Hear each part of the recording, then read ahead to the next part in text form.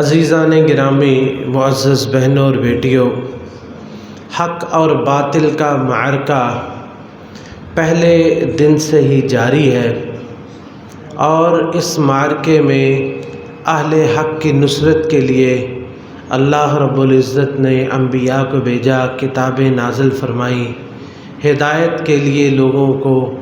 اللہ تعالیٰ نے ہدایت کے لیے انبیاء کو بھیجا، اور یہ معرکہ ہمیشہ سے جاری رہا، یہاں تک کہ ایک قوم جو بنی اسرائیل کہلائی، اس قوم کا وقت آیا۔ بنی اسرائیل حضرت موسیٰ علیہ السلام کو ان کی طرف نبی بنا کے بھیجا، غلام قوم تھی، اس کو آزادی دلوائی، اس کی طرف سے اللہ کی طرف سے ان پر بہت سارے انعامات ہوئے، لیکن یہ قوم شریعت اپنی مرضی کی چاہتی تھی، اپنی منمانیاں کرنا چاہتی تھی، اور اس کے لیے انہوں نے انبیاء کرام علیہم السلام کے ساتھ جنگ کرنی، یا ان کو قتل کرنا، یا ان کی تکذیب کرنی، کسی چیز سے انہوں نے گریز نہیں کیا۔ انبیاء کو اذیتیں دیں، کتنے نبی انہوں نے قتل کیا، اور کتنے نبیوں کو انہوں نے قتل کرنے کی کوشش کی۔ آخری نبی جو رسول اللہ صلی اللہ علیہ وسلم سے پہلے تھے، حضرت عیسیٰ علیہ السلام، ان کو قتل کرنے کی بھی انہوں نے بھرپور کوشش کی۔ عیسیٰ علیہ السلام نے اعلان نبوت کیا، انہوں نے انکار کیا، اور انکار کرنے کے بعد آپ کو اذیتیں دینا شروع کر دی، حتیٰ کہ اس وقت کا جو بادشاہ تھا، اس کے دربار میں جا کے عیسیٰ علیہ السلام کے بارے میں ایسا پراپیگنڈا کیا کہ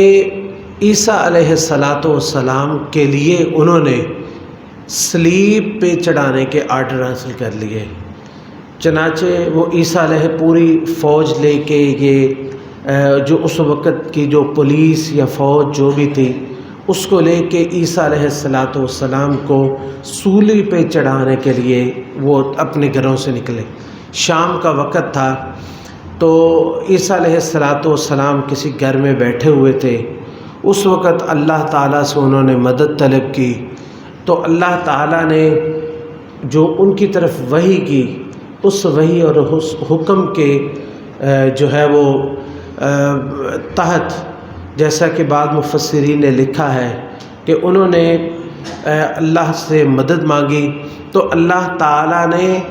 عیسیٰ علیہ السلام کو وہیں سے آسمانوں پہ اٹھا لیا، اور کسی اور شخص پر عیسیٰ علیہ السلام کی شبیہ ڈال دی۔ یعنی رات کا وقت ہو رہا تھا، اور کسی چہرے کی شناخت جو ہے وہ اس حد تک ممکن نہیں تھی کہ وہ بالکل صاف پتہ چل سکے۔ عیسیٰ علیہ السلام کو اللہ رب العزت نے آسمانوں پہ اٹھا لیا، اور جو ہے ایک اور شخص اس پہ عیسیٰ علیہ السلام کو ان کو گمان ہوا،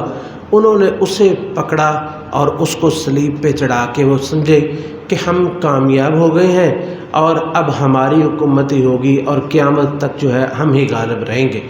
لیکن اللہ رب العزت کی ہمیشہ سے ان پہ لعنت رہی، اور اللہ تعالیٰ نے ان کو بار بار سزائیں دی، ان کو ہدایت کی طرف بلایا، لیکن نہ انہوں نے کسی سزا سے عبرت حاصل کی، اور نہ وہ ہدایت کی طرف آئے۔ الا قلیلا منہم، گنتی میں وہ لوگ آتے ہیں، انگلیوں پہ گنے جا سکتے ہیں جو ہدایت کی طرف آئے۔ تو وہ ہمیشہ سے اسی کوشش میں رہے یہود کہ پوری دنیا میں ہمارا غلبہ ہو اور ہماری حکومت ہو۔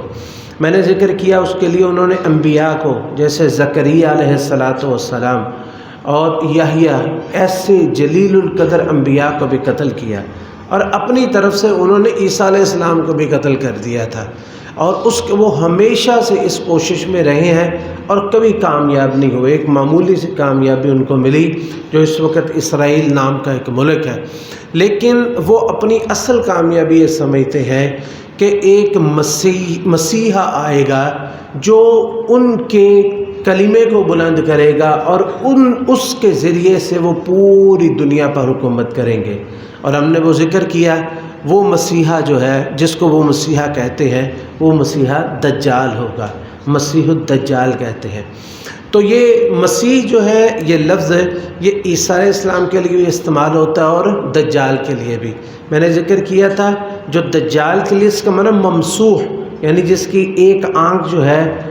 وہ برابر ہے بالکل، اور وہ ایک آنکھ نہیں ہے اور دوسری آنکھ جو ہے وہ کانی ہے اور انگور کی طرح ہے۔ اور عیسیٰ علیہ السلام کو عیسیٰ مسیح اس لیے کہا جاتا ہے کہ یہ اسم فاعل، یہ فاعل کے معنی میں ہے کہ ماسح، کہ اللہ تعالیٰ نے عیسیٰ علیہ السلام کے اندر ان کو یہ معجزہ عطا فرمایا کہ وہ کسی بیمار کو، کوڑی والے کو، لا علاج کو ہاتھ لگاتے، مسح کرتے تو اس کو چھوتے تو وہ ٹھیک ہو جاتا تھا۔ اس لیے عیسیٰ علیہ السلام کو بھی مسیح، ہم بھی مسیح کا انتظار کر رہے ہیں، اور عیسائی بھی مسیح کا انتظار کر رہے ہیں، یہودی بھی مسیح کا انتظار کر رہے ہیں۔ لیکن فرق سب میں یہ ہے کہ یہودی جس مسیح کا انتظار کر رہے ہیں وہ دجال ہیں، اور ہم جس مسیح کا انتظار کر رہے ہیں وہ عیسیٰ علیہ السلام ہیں۔